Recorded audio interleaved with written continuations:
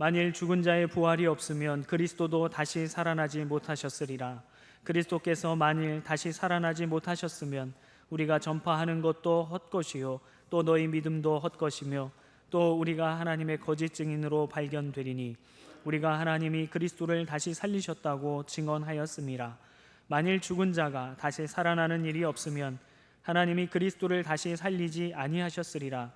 만일 죽은 자가 다시 살아나는 일이 없으면 그리스도도 다시 살아나신 일이 없었을 터이요 그리스도께서 다시 살아나신 일이 없으면 너희의 믿음도 헛되고 너희가 여전히 죄 가운데 있을 것이요 또한 그리스도 안에서 잠자는 자도 망하였으리니 만일 그리스도 안에서 우리가 바라는 것이 다만 이 세상의 삶뿐이면 모든 사람 가운데 우리가 더욱 불쌍한 자이리라. 그러나 이제 그리스도께서 죽은 자 가운데서 다시 살아나사 잠자는 자들의 첫 열매가 되셨도다.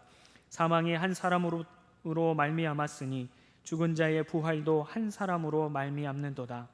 아담 안에서 모든 사람이 죽은 것 같이 그리스도 안에서 모든 사람이 삶을 얻으리라. 오늘은 특별한 날이어서 특별하게 예배를 드립니다. 유치부 아기들, 유년부 어린이들, 중고등부 학생들, 그리고 청년, 장년 성도까지 한자리에 모였습니다. 서문의 가족이 오랜만에 한자리에 모인 셈입니다. 요즘은 집에서도 각자가 바쁘니까 가족이 한자리에 모일 시간이 많지 않은 경우가 많습니다. 교회도 1부, 2부, 3부 예배가 나누어지고 유치부, 유년부, 초등부 다 각각 자기 예배실에서 예배를 드리니까 함께 모일 기회가 없었는데, 그런데 가정에도 명절날 되면 가족이 다 함께 모입니다. 그러죠? 가족의 명절. 오늘은 명절날입니다. 기독교 최대 명절인 부활절이어서 우리 서문 가족이 이렇게 다 한자리에 모여서 예배하게 된 것을 감사하게 생각합니다. 예수님께서 부활하신 일이 분명한 사실이다. 이 사실은 오늘 오후 예배 시간에 10가지로 명백한 증거를 보여드리겠습니다. 예수님의 부활 사실은 단지 하나의 사실로 그치는 것이 아닙니다.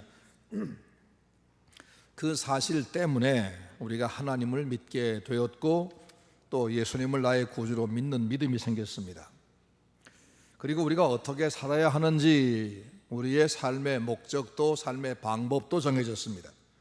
예수님의 부활은 많은 의미들을 우리에게 제공해 줍니다. 그래서 이 시간은 예수 부활의 5대 의미, 이런 제목으로 잠깐 말씀드리겠습니다. 첫째는 예수님께서 부활하심으로써 성경의 모든 말씀이 진리임을 증명해 주셨습니다. 이것을 계시론적 의미라고 말합니다.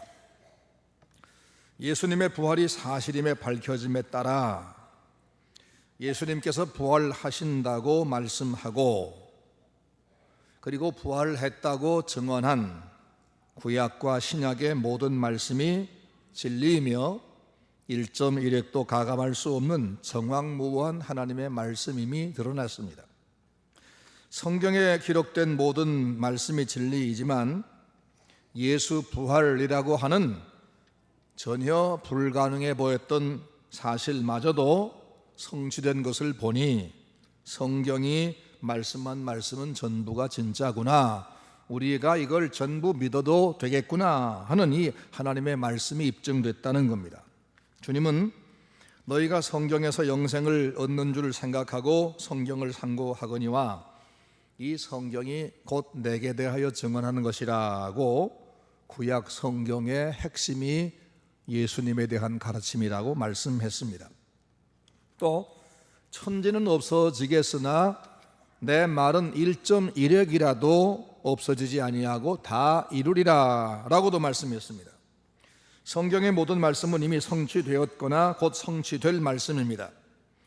이 성경은 말씀하기를 역사는 끝이 없이 뱅뱅 도는 윤회적인 반복이 아니라 하나님이 창조한 저 시작부터 출발해서 예수님의 재림과 심판날을 향해서 직선적으로 진행하고 있다라고 말씀하고 그 마지막 날이 지금 다다르고 있으며 부활하신 주님이 오셔서 그날에 우리의 구주와 세상의 심판주가 되신다라고 누누이 명백히 말씀했습니다. 그 최후의 날에는 천지가 불에 타서 녹아지고 하나님께서 준비하신 새 하늘과 새 땅이 도래한다라고 말씀합니다. 성경의 말씀만이 종말과 내세에 대한 약속이 우리가 경험해 보지 못한 일이기 때문에 정말 그럴까? 그럴 수 있을까? 라고 의심 품을 수 있지만 전혀 있을 수 없다고 생각했던 예수님의 부활마저도 확실하게 이루어진 것을 보면 다가올 미래에 대한 하나님의 약속은 의심할 여지가 없다는 사실을 보여주는 겁니다. 여기 오늘 3절 말씀부터 15장 3절 말씀 보면 내가 받은 것을 먼저 너희에게 전하였노니 이는 성경대로 그리스도께서 우리 죄를 위하여 죽으시고 장사 지낸 바 되었다가 성경대로 사흘 만에 다시 살아나서 게바에게 보이시고 후에 12제자에게와 그 후에 500여 형제에게 보이셨으며 라고 예수님의 부활은 성경대로 된 사건이다, 구약 성경에 예언된 그대로였다라고 여기 오늘 본문 앞에서 2번 증거합니다. 그러므로 우리도 말씀대로 하나님의 말씀을 따라 그 말씀하신 그날을 준비하며 살아야 된다는 사실을 우리에게 알려주고 있습니다. 그날을 준비하는 성도가 되시기를 바랍니다. 둘째 의미는 예수님께서 부활하심으로써 예수님은 하나님의 아들이심이 증명되었습니다. 이것을 기독론적 의미라고 말합니다. 로마서 1장 4절 말씀 보면 예수는 죽은 자 가운데서 부활하여 하나님의 아들로 인정되셨으니 라고 되어 있습니다. 예수는 다른 인간과 구별됩니다. 인간들 중에 출중한 한 위인이 아닙니다. 석가모니나 공자나 소크라테스 같은 그런 위인 중에 한 분이 아니라는 겁니다. 그들은 사람의 자식으로 태어났고 사람 중에서 아주 특출했으나 사람을 벗어나지는 못했습니다. 다른 사람들의 죄를 해결할 길이 없었고 알지 못했고 자기 죄 문제, 자기의 삶의 문제를 위해서 고민하다가 생로병사가 다 고통뿐임을 발견하고 그 해결책을 얻어보려고 나름대로 노력을 했던 위인들입니다. 하지만 그들은 단지 사람이지 그 해결책을 처음부터 가지고 온 하나님의 아들이 아니었습니다. 그들은 욕심을 버리나, 착하게 살아라, 원수 갚지 말아라, 악한 생각 품지 말아라 하는 도덕적인 가르침을 가르치긴 했지만 죄인이 바르게 살아갈 수 있는 길을 제대로 알지 못했고 죄를 버리고 의를 행할 능력을 주지 못했으며 인생의 목적이 뭔지 알려주지 못했고 그리고 결국 죽었습니다. 그리고 그들 중에 누구도 하나님의 아들이라 칭호받은 이가 없습니다. 그리고 죽은 후에 부활하여 하나님의 아들로 증명된 이도 없습니다. 오직 예수만이 인간을 구원하기 위해서 세상에 보낸다고 태어나기 전 수천 년 전부터 예고된 유일한 분이고 오직 예수님만이 죄인의 형벌 받을 대신에 인류의 죄물 되셔서 죄인들의 죄를 사하겠다고 확실한 이 구원 방법을 가지고 오신 분이고 그리고 그분만이 하나님의 능력으로 잉태해서 처녀의 몸을 통해서 세상에 나신 분이고 그분만이 오셔서 처음부터 자기의 오신 목적을 분명히 말씀하기를 나는 섬김을 받으러 온 것이 아니고 도리어 섬기려 하고 내 목숨을 많은 사람의 대속물로 주러 왔노라 하고 말씀했고 오직 그분만이 말씀하신 대로 스스로 십자가에 죽임을 당하러 들어가셨으며 오직 그분만이 죽은 지 사흘 만에 부활하셨고 그 증인들이 허다합니다. 그 증인들이 기록했습니다. 따라서 예수님은 부활하심으로써 그분이 하나님에게서 오신 분이 맞고 우리의 죄를 짊어지고 죽으신 구주가 맞으며 그분이 하나님의 아들이심이 드러났고 그분을 믿으면 우리가 죄사함 받는 사실도 증명된 겁니다. 그분을 믿으면 험악한 죄인도 용서를 받는다는 이 진리가 참이다. 이것밖에 길이 없다. 이분만이 구주다. 이분만이 우리를 구원할 리가 없고 이분밖에는 따라갈 사람이 없다. 이것을 예수님의 부활로 증명해 주었다는 겁니다. 우리의 유일한 주님이신 예수님을 이제부터 더 확실히, 더 강하게 믿고 따르는 여러분 되기를 주의 이름으로 축원합니다. 셋째로, 예수님이 부활하심으로써 믿는 우리가 구원받은 것이 확실해졌습니다. 이것을 구원론적 의미라 그렇게 말합니다. 로마서 4장 25절, 예수는 우리의 범죄를 위하여 내줌이 되고 또한 우리를 의롭다 하시기 위하여 살아나셨느니라 라고 했습니다. 옳은 일만 하신 예수님, 아무 죄도 범한 적이 없는 예수님이 그 죽으신 이유는 우리의 죄를 해결하시기 위한 죽음이었고, 그분이 죽었다가 다시 살아나신 이유는 당신을 믿는 자를 영생으로 이끌기 위해서 다시 살아났다라고 성경이 말씀하는 겁니다. 예수의 부활은 그래서 나의 구원이 확정된 사건입니다. 만약 예수님이 죽었다가 부활하지 않았으면 그분을 우리가 백날 믿어도 우리에겐 구원이 없습니다. 그는 하나님의 아들도 아니고 우리 구주도 아닙니다. 17절 말씀 보니까 그리스도께서 다시 살아나신 일이 없다면 너희의 믿음도 헛되고 너희가 여전히 죄 가운데 있을 것이니 아무리 믿어봐야 죄는 그대로 있을 것이니, 그런 말입니다. 예수님 부활이 없었다면 우리는 열심히 믿어봐야 구원이 없습니다. 죄 용서가 없습니다. 희망이 없습니다. 그런데 그분이 우리를 위해서 죽으신다고 말씀하더니 그 말씀대로 죽으셨으며,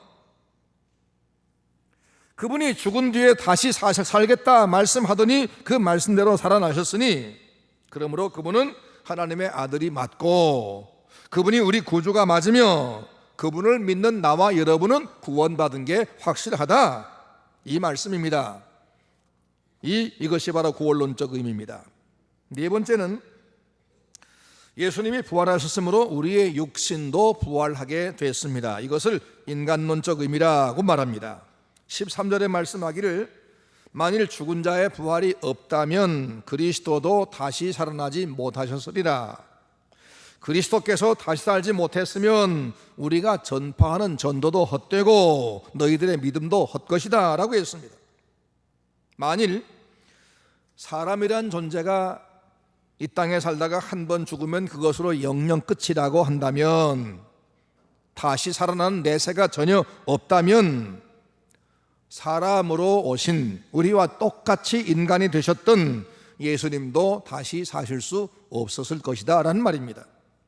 만약 예수님께서 그렇게 다시 살지 못했더라면 우리 인간에게는 사후 소망이라는 게 아예 없다는 겁니다. 만일 사후에 다시 살아나거나 평생에 행한 대로 심판받는 심판이라는 것이 없다면 우리가 죽으면 그만인 것을 정직하게 살 이유가 어디 있습니까? 선한 일을 행할 이유가 어디 있습니까?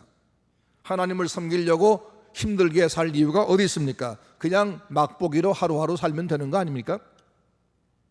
내일이 없다면, 내세가 없다면 심판도 상급도 없단 말입니다. 그런데 하나님의 아들이 우리와 똑같은 철저한 인간이 되어서 인간의 대표자가 되어서 인간의 모든 죄를 짊어지고 죽으셨고 인간이 당해야 될 모든 형벌을 다 받으셨으며, 그리고 나서 인간의 대표자로 부활의 시범 케이스로 그분이 먼저 다시 살아나셨습니다. 이것을 성경은 부활의 첫 열매라고 말합니다. 첫 열매. 한국의 과일들은 사과나무나 복숭아나무나 똑같은 날에 꽃을 피고 똑같은 날에 자라고 똑같은 날에 수확합니다. 근데 우리나라 같이 사계절 변화가 없는 열대성 과일들은 봄에 과일을 맺기 시작하면 여름, 가을까지 계속 열매가 매일매일 맺습니다.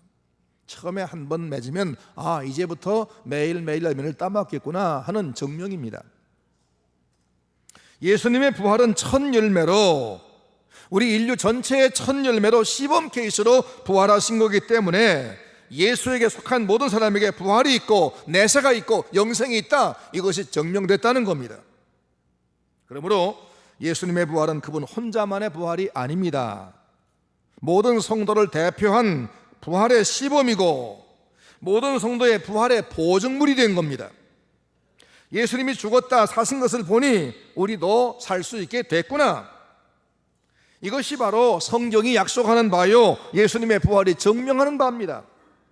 우리도 그날 예수님 오실 날, 재림의 날 부활해서 영생의 나라에 들어가는 것을 눈에 본 듯 손에 잡은 듯 이젠 확신할 수 있어야 되는 겁니다. 사랑하는 성도 여러분, 이래 봬도 나이가 먹어서 귀가 어두워지고 다리가 아프고 기억력이 떨어지고 여기저기 고장난 것이 많지만 그래도 이 몸은 이대로 썩어지고 말 몸이 아니라는 겁니다. 우리 몸은 주님이 데리러 오시는 그 재림의 날 다시는 병들지 않고 죽지 않고 욕되지 않은 강하고 완전한 몸으로 하나님께서 완전하게 부활시킨다고 이 고린도전서 15장에 정확하게 자세하게 설명해 주었습니다. 그러므로 죽음이 두렵다고 몸살이지 말고 몸 다칠까 봐 몸 아끼지 말고 충성되고 자랑스럽게 주님을 섬기면서 그날을 바라보는 소망의 삶을 사시기를 주의 이름으로 축원합니다. 다섯 번째로, 예수님이 부활하심으로써 오늘 우리가 바르게 살아야 될 이유가 생겼습니다. 그것을 윤리론적 의미라고 말합니다. 주님께서 우리의 입장에서 우리 대신 부활하셨고 우리도 주님이 재림하실 때 다시 부활할 것을 이제 분명하게 증명해 주었으므로 이제 우리가 이 세상에 이 몸을 가지고 사는 7, 80년, 90년 이 기간 동안 어떻게 살 거냐? 성도답게, 하나님의 자녀답게, 천국 백성답게 하루하루 살아야 될 과제가 주어진 겁니다. 고린도후서 7장 1절 말씀, 그러므로 사랑하는 자들아, 이 약속을 가진 우리가 하나님을 두려워하는 가운데서, 이 약속이 뭐죠? 미래 부활과 영생의 소망입니다.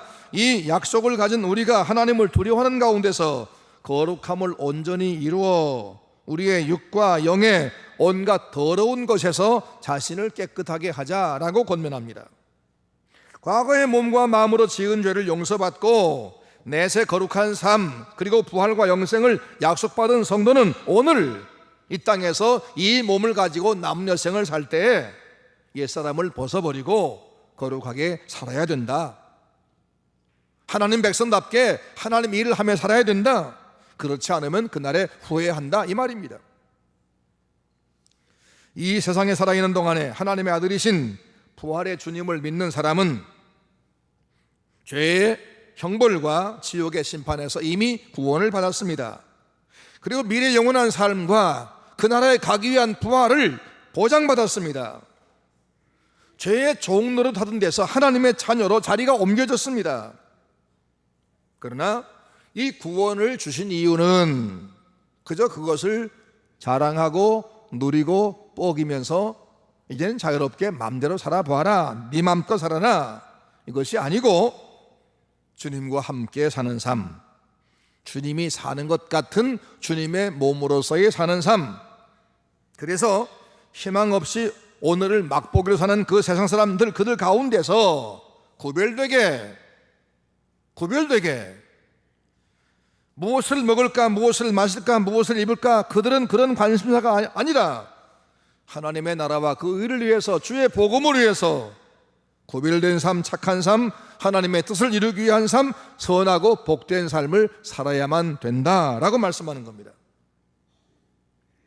여러분, 그렇게 우리의 남은 날을 이제는 새로운 자세로 살아가시는 서문 성도 여러분 되기를 주의 이름으로 축원합니다. 이제 말씀을 맺습니다. 예수님의 부활은 예수님이 죽으셨다가 다시 살아난 신비한 사건이다. 아, 그거 참 진짜래, 이런 정도로 받아들일 그런 시시한 사건이 아닙니다. 예수님의 부활은 우리에게 성경이 얼마나 정확한지, 예수님이 누구신지, 우리에게 구원이 어떻게 주어진 건지, 우리 인간의 장래는 어떻게 될 건지, 그리고 오늘 어떻게 살 건지, 이런 중요한 의미를 제공하는 역사에서 가장 큰 사건이고 우리의 삶의 바탕입니다.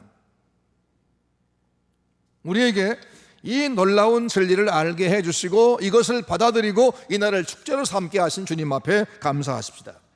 예수의 부활 통해서 우리에게 구원과 부활의 소망을 주신 하나님을 찬양하십시다. 하나님은 무에서 유를 창조한 전능하신 창조주입니다. 예수님의 부활은 죄와 사망 아래 영원히 멸망한 우리를 영광스러운 존재로 다시 창조해 주신, 다시 창조해 이제 하나님의 아들, 천국의 백성, 영생의 사람, 이걸 만드신 재창조의 사건입니다. 그래서 우리는 이번 부활절을 계기로, 우리 서문교회는 이번 부활절을 계기로 우리의 신앙도 첫 신앙, 우리의 맨 첫 신앙, 뜨거운 신앙, 일사각오의 신앙으로 부활하기를 바랍니다.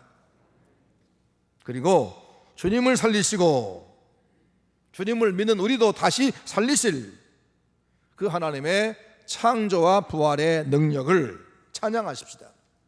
오늘 우리 찬양대가 천지창조 연주를 통해서 이 하나님의 창조의 능력, 부활의 능력을 노래할 때 여러분 모두가 함께 한 마음으로 공감하면서 하나님 앞에 영광 돌리는 이 복된 예배가 되시기를 주의 이름으로 축원합니다.